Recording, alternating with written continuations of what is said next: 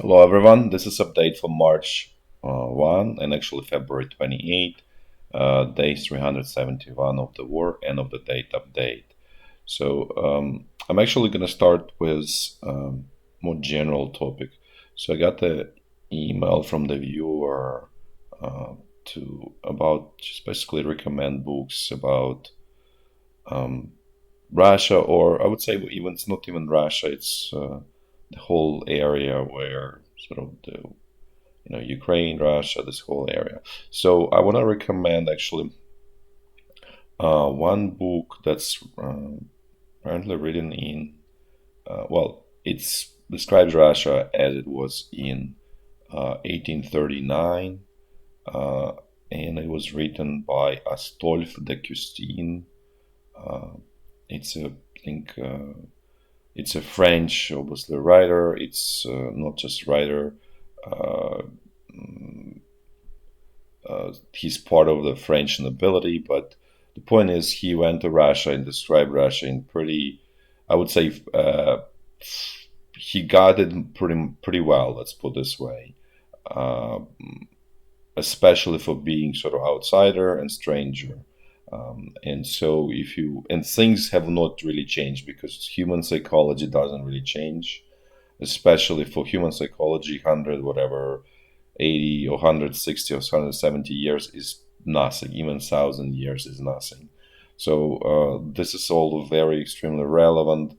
So for those who want to kind of learn more about the mentality, psychology, and I would say in many ways backwards culture, um, I highly recommend this book. Um, Now let's actually switch a little bit to Ukrainian army. So Ukrainian military put out the pay scale for for different branches of military for different levels of command.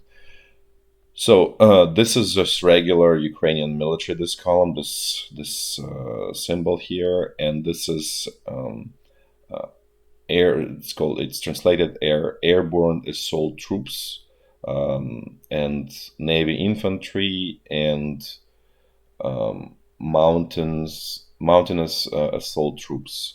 So basically, there are those brigades in Ukraine army. I'll probably show you. Well, I'll explain which ones are those. The reality of this is that, from practical perspective, they are not better.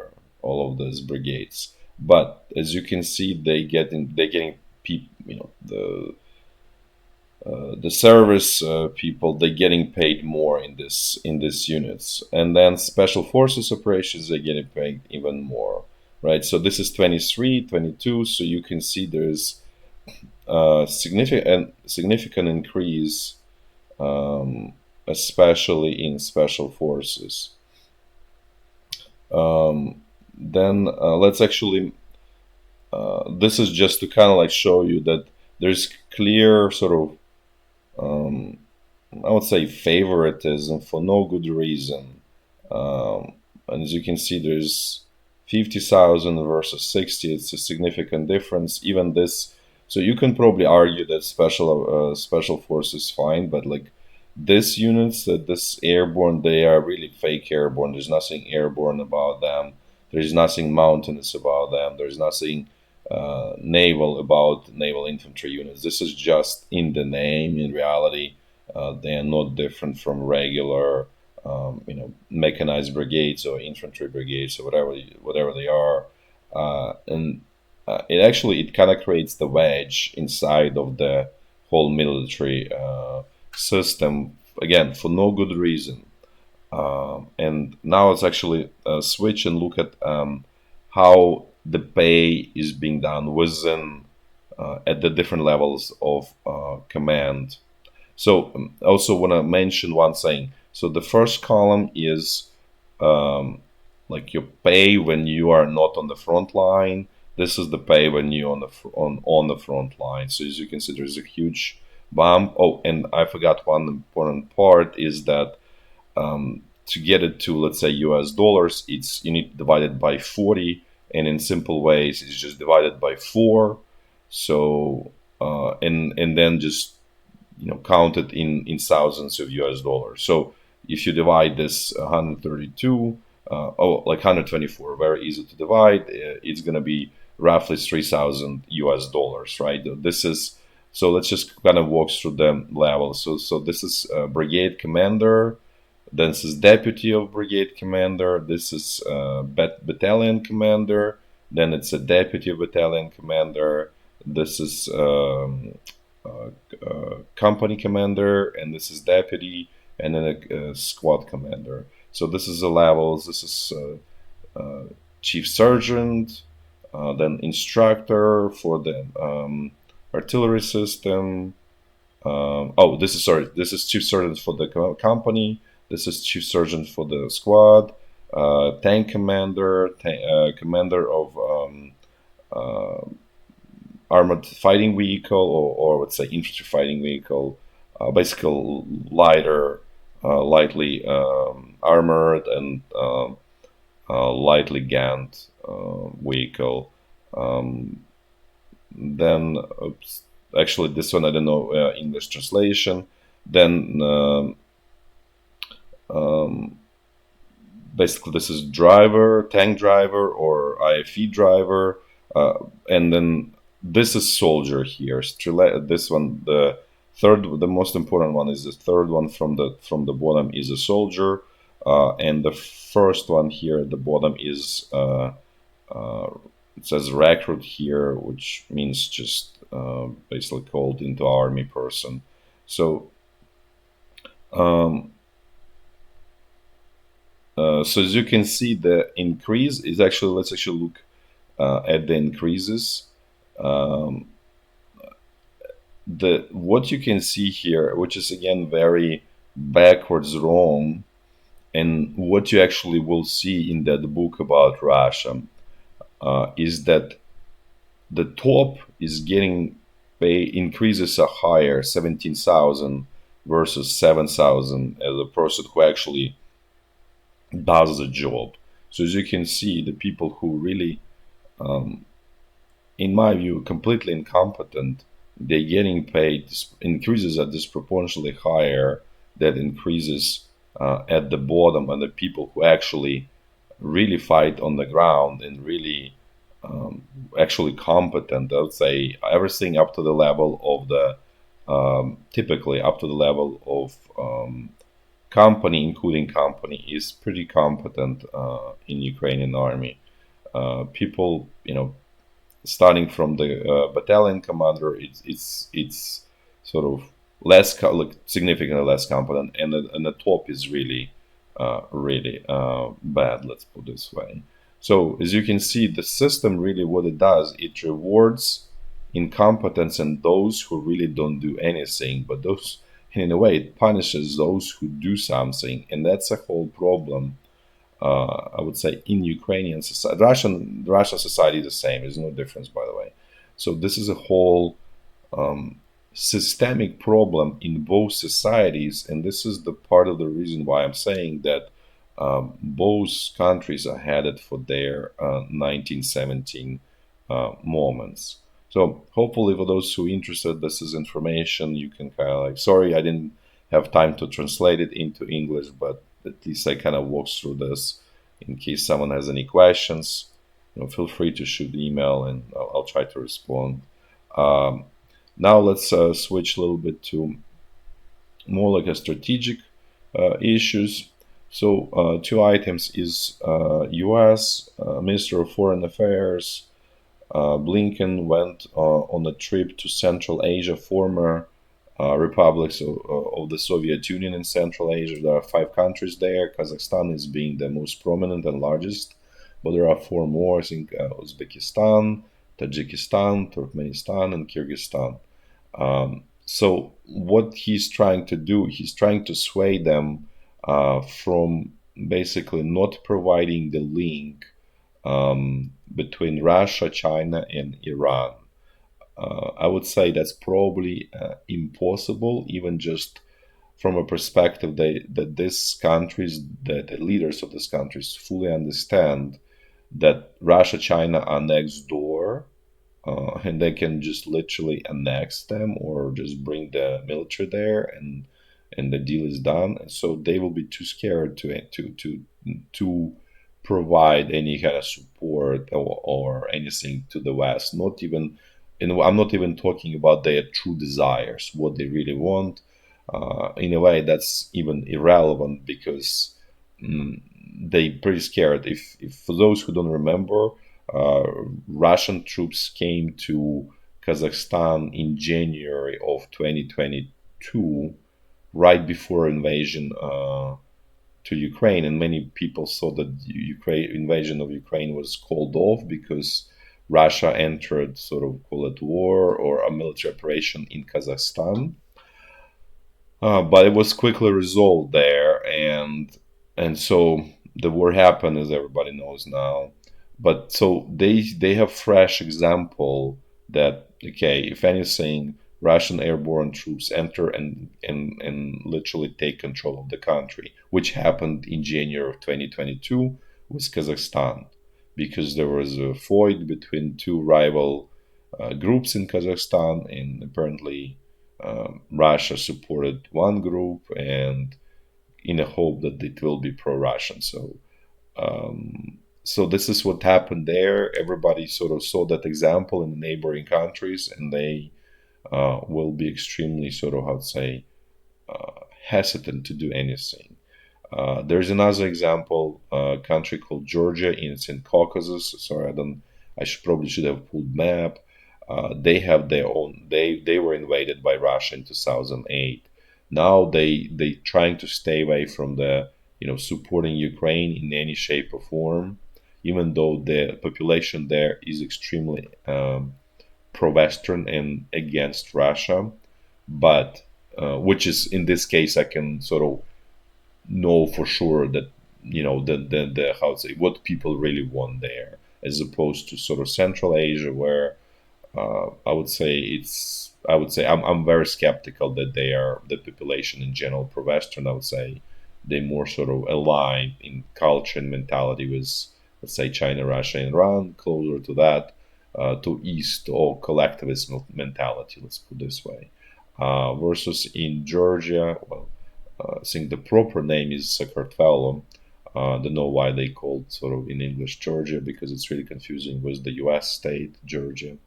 But anyways, so this is the country that's between Turkey and Russia, essentially, sandwiched there and squished by both countries, and unfortunately for them. And so they even the leadership there, and the leadership there is very ironic, somewhat pro-Russian, and I would say pro-Russian.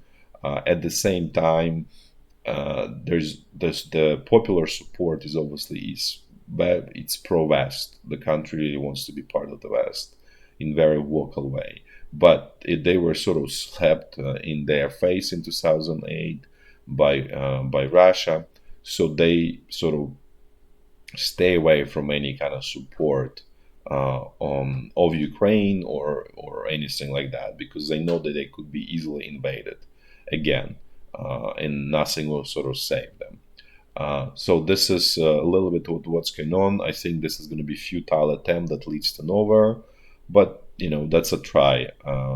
You never know in the end. The sort of unrelated foreign affairs issues is there's this thing G20 upcoming meeting, and there was even statement that U.S. Minister of Foreign Affairs is not even going to try to meet with Russian and Chinese counterparties. So you understand what level of relationship, because Minister of Foreign Affairs, that's why they exist. They basically negotiator or communicators between the countries, right? To sniff out, to understand how each other feels. So they have to meet just from that perspective, even though they don't like each other. But it's so sort of not even cold. It's extreme freeze that they don't even try to talk. And which is more important is U.S. is always sort of likes to talk in quotes in the hope that they can convince the opposing party. And in this case, there is even sort of U.S. lost hope that they can sort of talk, or that conversation can lead to anything, which I think is sort of finally realistic realization of the true situation. Sort of better later than never, as they say, as everyone say. But this is just gives you idea of how bad things are and how let's say tense, explosive, and you know this like one spark can ignite huge fire. Basically, this is where it all stands right now.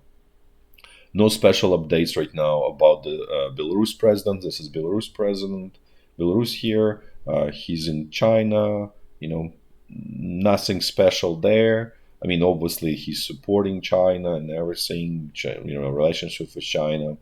There are some Chinese investments in Belarus, so this is continuation of building of alliance. I think the real reason for the meeting is testing the water if China is prepared to supply shells specifically. It's not anywhere publicly discussed, but that's a real reason for the trip. We'll see if there is going to be Chinese president visit to Russia, or otherwise Russian president will go to China. I think there is kind of a little bit of tension between the two countries. Who's going to come to whom? Because if a Russian president goes to China, then optically it looks like China has the upper hand, and otherwise then Russia has the upper hand. So there's probably that tension. Sort of, it's sort of artificial. It's not important, but just mentioning that. So this is from this kind of like strategic perspective. There's another important event that I think is overlooked. So here on the northern border with Russia, in this area, this is Bryansk region of Russia. Here, it's a very foresty, swampy area, and so Russia or Russian news outlets claim that Ukrainian military group came across the border and captured the village here, took the hostages of civilian population, and killed, I think, woman, and then severely wounded teenage girl, and then teenage girl died from the wound. So this is sort of happening as we speak. And then Russian troops are trying to sort of force out this Ukrainian special, I guess they call special operations group, out of this village. So obviously this is all propaganda sort of story. This is very similar to this, Manila incident that happened before Soviet Union invaded Finland, or what Nazi Germany did to Poland. It's all the same stuff, and this was happening right before invasion of Ukraine in January, February of 22. There was many of this kind of like made up incidents. So this really very potentially dangerous sign, and especially if you take this into together consider with this heavy artillery shelling that in this kind of like salient between Sumy and Kharkiv region of Ukraine in this Belgorod area. So there is definitely something is up. It's very unclear, but this incident is, I think we will find out in short order what it was, but it does look that there is some potential for sort of new invasion in this, I guess, northeastern area of Ukraine. Basically, renewed attempt. It's very clear that Russia doesn't have enough forces, or maybe this means use of tactical nuclear weapons. I don't know, but this is Russia is basically building case for something, for some escalation, and we probably will find out soon what that is. Otherwise, the situation along the state border between two countries here, where it's formally sort of troops are withdrawn, is extremely tense. There are attempts by Ukrainian side to attack using UAVs. The success is very sort of limited. I would say most of them failed and crashed, but it's a first trial. This is just still probably technically they were all raw, those UAVs. However, the I would say the positive out of this attack is that it really paralyzed Russian sort of airborne anti-air defenses, and even paralyzed Russian travel within Russia. So it really created, it forced a lot of disproportionately huge amount of resources to be directed towards this, and this is almost a drain of resources. Basically, it's a huge, call it like economic blow, um, uh, uh, for Russia. This is obviously this is temporary. I'm not saying it's permanent or anything. It's just a, I would say, extremely painful needle sort of attack, not from the actual sort of outcome results, but like because Russia had to move so much resources and it's expensive to move those resources. That's why. So probably if you consider this attack from a perspective of like, okay, gain versus resources spent by Ukraine, there's definitely gain. This is from just from a tactical perspective, right? But if you really look at this, it's from a strategic perspective. Again, this is misdirected resources by Ukrainian military and Ukraine as a country, as a system. Instead of spending resources to develop finally equivalent of Orlan 10, there's wasted tons of resources wasted on um, this UAVs that they're not gonna change the course of the war. This is just more for propaganda. Even this is tactically sort of like successful. It's road to nowhere. Let's put this way for Ukraine. And it's amazing how stubbornly uh, right things are not done on the Ukrainian side, I would say, because the moment when Ukraine will get complete exhaustion in terms of resources and most important human resources, and also probably financial support from the West and more from the US, is coming closer. And this is really not being considered. And I want to mention that the situation in the U.S. is changing for worse. It's not sort of visible yet in terms of support of Ukraine. And specifically, what I mean by that, uh, the the Republican Party, there are fewer and fewer in the Republican Party who want to support financially Ukraine and military Ukraine. So, as you probably remember, the lower chamber of U.S. Parliament, the upper hand has Republican Party. So if things get sort of progressively worse from that perspective, they will simply block support to Ukraine. I'm not saying it's happening right now, but I'm saying the trend is negative for Ukraine because there are more and more Republicans switching to this initial small minority within the Republican Party, which was saying like, "Well, we don't want to support Ukraine," all of that. And now there are more of Republicans joining that. So eventually, they may sort of once it gets to half, sort of then it's with the whole party will switch the side, and it's getting so you don't really need to get all of the Republicans. Um, so things this is what that's why I'm saying is that situation is really um, slowly but surely not going in the right direction for Ukraine. And uh, in a way, Ukraine has very limited sort of time window when it can achieve things before it might be left alone or just sort of swept under the rug and so on. So and I'm not. I would say this. Yes, it's going to be huge failure and loss of the West. And in many ways, if this happens, the West basically lost the war, and the West itself will be disintegrating and falling apart. That also the same because it's all at this point one one system, one piece. Probably everybody understands right now. This is really the war between sort of this alliance of Russia, China, Iran. That's very clear. Like there are more countries who sort of silently support this, and then sort of West. So this is,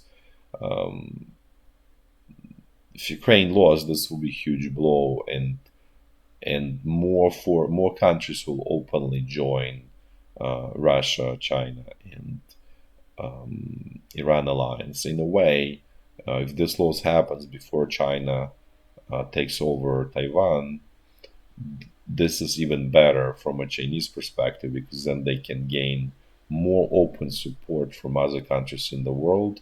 So then their invasion of Taiwan will be more sort of assured and successful, because West is going to be really in disarray basically. So so this is what's happening there. Right now, let's switch to the walks of the front line, as always in a clockwise fashion. As I already spoke about, situation along the state border, which is, I would say, this something is going to probably happen. There is very high probability. That's all I can say. Now let's jump to the North Lugansk front line.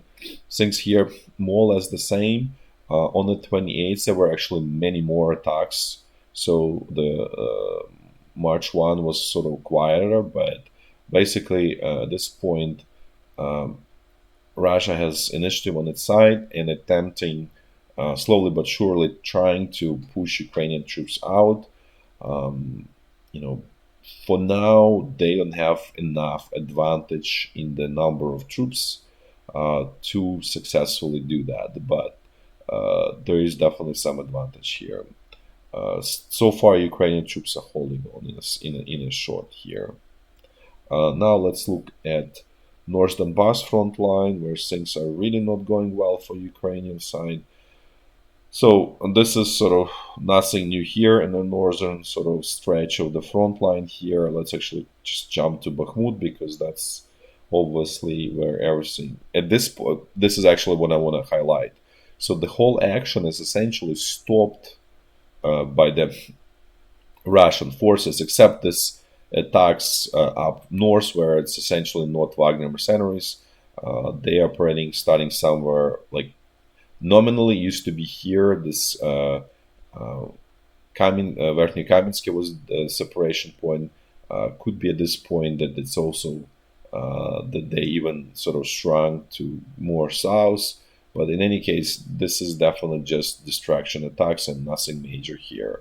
As you can see, it's pretty quiet here, because all of the resources of Wagner group were pulled towards Bakhmut, which again goes back to what I said before, that they're getting towards exhaustion point. So the attack, the space of the attack becomes smaller and smaller. So it's turning kind of like in a needle, as opposed to be more wider front.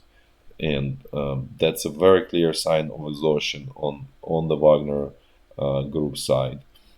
This is where it all stands. As you can see, they're getting very, very close to sort of capturing Bakhmut.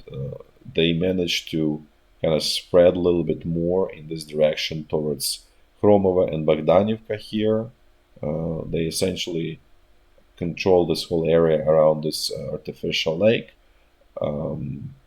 Surprisingly, Ukrainian troops still hold small strip of like couple streets on the eastern side of this Bakhmutka river that goes through Bakhmut. The attack is really focused on attacking here in this northern flank. They are non-stop attacks. The attacks here from the southern side, from the southern flank, are pretty weak and just distraction. So again, this goes to idea that they really exhausted, but they see this light at the end of the tunnel, and they just want to score this goal no matter what. All of the resources are thrown. So the situation is really kind of like in a balance in a way, and really depends on the will of each side. But at the same time, Ukrainian troops on the northern flank are of the lower quality, and that's why Russian troops managed to gain all of this, managed to achieve all of these gains, as opposed to here. I mentioned before, there's this 3rd Brigade here. There's also 93rd Brigade was brought in, so they stabilized Frontline here. But here it's big question. So it remains to be seen. It's really depends on the will of both sides. It's really hard to determine. But I'm leaning towards that Wagner mercenaries will manage to kind of come closer and force withdrawal of Ukrainian troops from Bakhmut. As I said, it's agony. It looks like an agony, but at the same time, we need to recognize that Wagner mercenaries are also extremely exhausted at this point. But as you can see, they already came, within a shot to this road, the main feeder road, and basically the way that the Ukrainian troops are supplied are through the just basically fields and basically no road, just going through the fields, field roads, and so on. So as you can imagine, the supply itself severely affected. So there is basically there's not enough oxygen starting to be felt inside in terms of actual ammunition and so on. So that even that, if Russian troops will just continue putting pressure without huge, you know, territorial gains, this will by itself over time, but it will take much longer. Will kind of like cut off the oxygen and will force withdrawal from Bakhmut. Also possible that they will sort of put the last ditch effort and will try to kind of come closer, cut this road. At that point, really, you really need to withdraw, and it will basically force hands of Ukrainian military command. But this is what I would call war of the nerves at this point. This is how it used to be looking 27. So as you can see, there's some gain here, but it's essentially it. There's not much gains by the Russian side. And this is, as you can see before, and essentially you can see that also since 25th, there is not terribly huge, it's somewhat stabilized overall. I mean, not saying it's, in good situation, but somewhat stabilized. The only gains are here in this northern flank, and so far it was somewhat stable. So that's why I'm saying that the probabilities of somewhat switching towards Ukrainian side, but overall, I would say I would still bet that Russian side will manage to capture Bakhmut. This was on 23rd, so situation also was not already great at that time. This is on 13th, so really the duration started sometime on the right before 13th, as you can see. So again, the same picture here. No, I just walked through this. Now let's move to central Donbass front line. Things here are sort of the same. Russian army is basically hitting their forehead against the wall.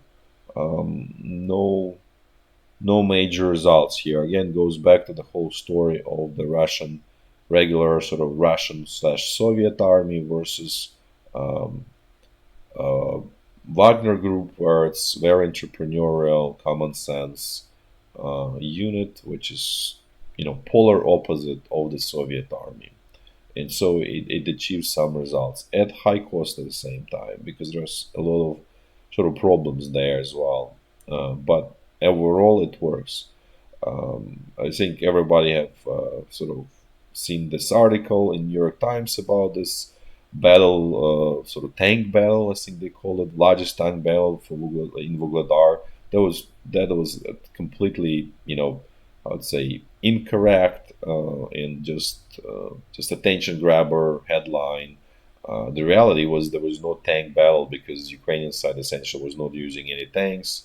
So it has to be sort of meeting engagement, both sides having tanks. There was no such thing, and there was no true tank battle, because of the true tank battle you need to actually be able to coordinate and attack simultaneously with huge numbers of tanks and IFEs. That's not how it happened. It was just Russian command will throw 3, 4, 5, 7 um, tanks plus IFVs. They get destroyed. They roll back. They, couple days they do the same. So basically, it's a death by thousand cuts of the Russian military there. Um, so really, completely incorrect, analysis and everything there. But makes for headlines and people start reading it, but completely misleading what they were saying there.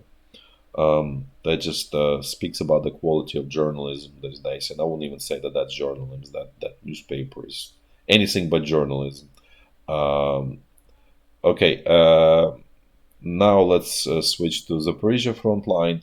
Things here are stable and the same. There's nothing really new here. Oh, and I forgot to mention here actually, there's also 37th Mechanized Brigade here now near Vuhledar. So again, as I mentioned before, 40th and 155th were basically not battle capable anymore. So they were replaced by 5th Tank Brigade and 37th Brigade, Mechanized Brigade, which will get to the same state as 40th and 155th in sort of short order. And Russian command is good at how to say diminishing um, their own resources. That's it for today. Thanks for watching. Until next time. Bye bye.